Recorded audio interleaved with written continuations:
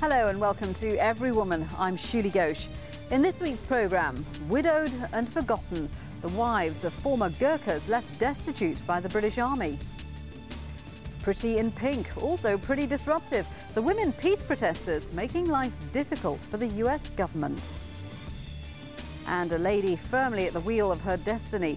Meet one of the richest women in China. Earlier this year, the British government improved pensions for Gurkhas, Nepalese soldiers attached to the British Army, but only for those who retired after 1997. For others, even though they've shed blood in the line of duty, there was no change. Some receive just a sixth of the normal army pension, some get nothing.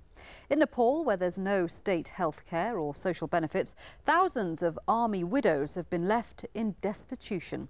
Everywoman went to Nepal to meet some of those struggling to survive.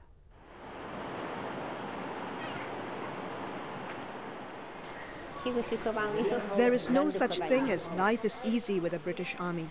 It was just very difficult for me. I had lots of problems. Trikala Thapa is 69. She's one of thousands of women who've been left to fend for themselves in Nepal. Her husband worked for the army for 9 years. When he came back from fighting in Asia, he was mentally ill. He never returned. When he came back mad, nobody came to help, so we had to work. We planted in our fields. We had some cattle. We didn't have goats, but we had buffalo. That's how we survived. Because of his illness, he couldn't plow the fields, so we had to employ people. We had some fields which took 2 days to plow, but we had to divide it among our sons, and now we have nothing. Every 3 months, Trikala walks for a whole day to pick up a handout from the Gurkha Welfare Trust. We have to walk all the way to here from the house. We started walking at the break of dawn, walked all the way. People who find walking easy arrived there at 10, but we arrived here at midday.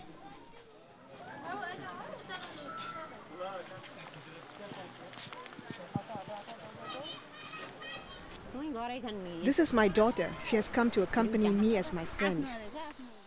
I had 12 children. 5 of them died. They were very weak. There was no food. There was nothing nutritious to eat. The money Trikala receives does not come from the British Army. If her husband had been a British soldier, he would have qualified for a service pension after only 2 years. As it was, after 9 years' service, like thousands of others, he got nothing.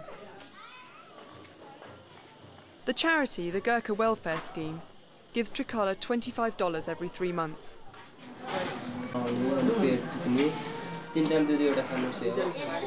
Unlike the UK, there is no free healthcare in Nepal. This is a rare chance for the pensioners to see a doctor. I treat about 100 pensioners a day. If the pensioners didn't come here to the charity, they'd have to travel about another day to the next hospital and pay for their treatment. There are war injuries and bullet injuries. But even those who do qualify for a pre-1997 British service pension still struggle to maintain their standard of living. Bhumi Pun travelled the world with her husband, who was in the army for 15 years. Initially, when we went from the village to Hong Kong, it was kind of strange, but later we got to educate our kids, found friends, and it was quite nice. Most of the women's husbands would be out, so we were all like one big family. Bhumi's husband, Chet Pun, qualified for a pension when he left the army in 1996. The pension wasn't enough to feed ourselves. With 4 kids, it is very difficult to pay for their schooling. That is why we had to go out to work. He became a security guard in Afghanistan.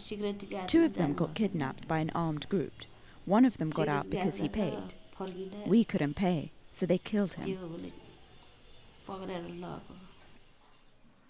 When he died, the pension was immediately cut for Bhumi Pun and her 4 children. The rent is $50, but by the time you pay for electricity, water and other things, it is more like $75. The pension is only $85.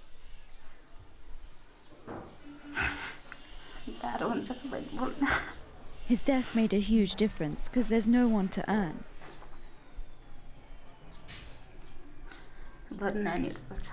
I can't even think about before. It's too hard. But unlike Bhumi Pan, who gets a British Army widow's pension, there are 5,000 women like Trikala who only qualify for the Gurkha charity pension. Some of them walk for up to 6 days to get the handout. Make sure you give something to the person who carried you here. They deserve it. They feel abandoned by the British Army after years of looking after their family, both at home and abroad. No one came to help after he came back. I was told that he served for 9 years and 4 months. I did get married to a soldier in the British Army, but it was no help to me. I suffered a lot. I'm almost dying and I don't know when the pension is going to be raised. Even to come here to get a pension is so difficult. That report by Rosie Garthwaite. Well, joining me now from London is lawyer Matthew Gold, who's been representing Gurkhas in their legal battle for equal rights. Matthew, welcome to the programme. I think a lot of people would find it difficult to understand why former Gurkhas and their families are being treated in this way. These are men who fought on behalf of the British for 200 years. Yes, that's right. The government's position's always been is they have linked Gurkha pay and pensions to a tripartite government agreement between India, Nepal and the UK. And what that essentially does is link Gurkha terms to the pay of Indian people who serve in the Indian army. So we now have this situation where Gurkhas who retired after 1997 will get a full British pension, and those who retired beforehand get the Gurkha pension, which is significantly less. They'll only receive a full British pension if they opt to enter the army pension scheme. But essentially what you say is right. Those who served and retired after that date will have that choice. Those who retired before the cut-off date won't, and so they're left in the same place as they always have been. And as we've seen from our report, that has left many of their widows in absolute poverty and struggling to survive, especially in remote areas of Nepal. Yes, because the government's stance on this, which hasn't been accepted by Gurkhas at all, is that they've linked the Gurkha pension and the Gurkha pension scheme to the living costs back in the home country.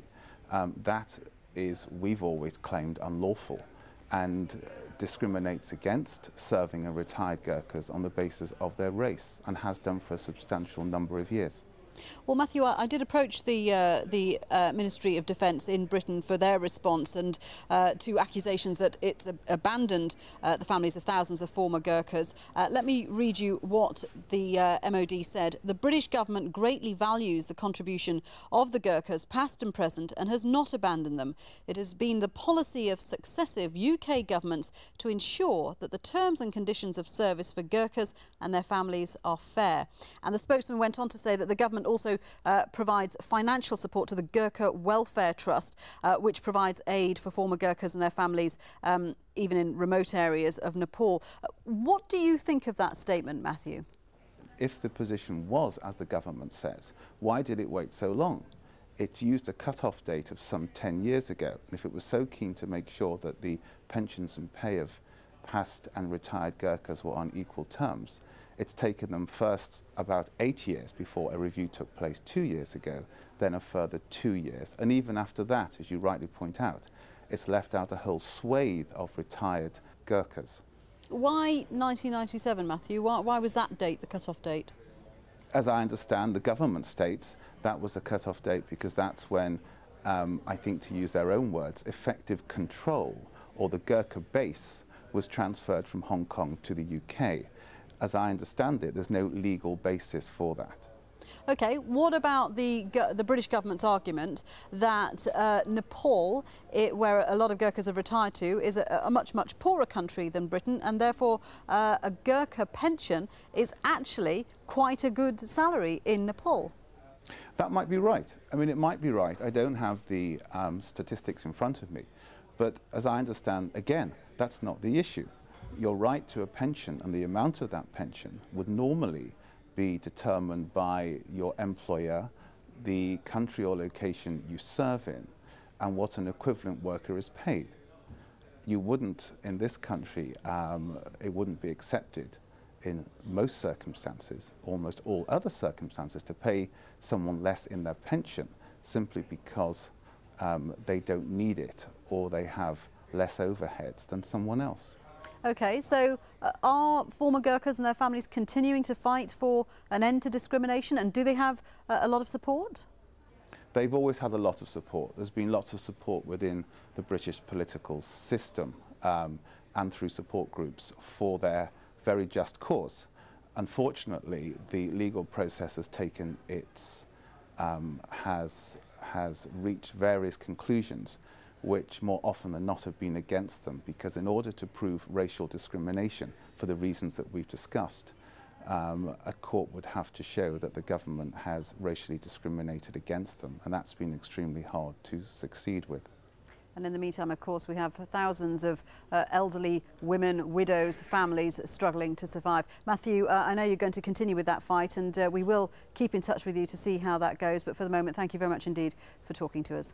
Thanks so much. Well, we're going to take a short break now, but coming up,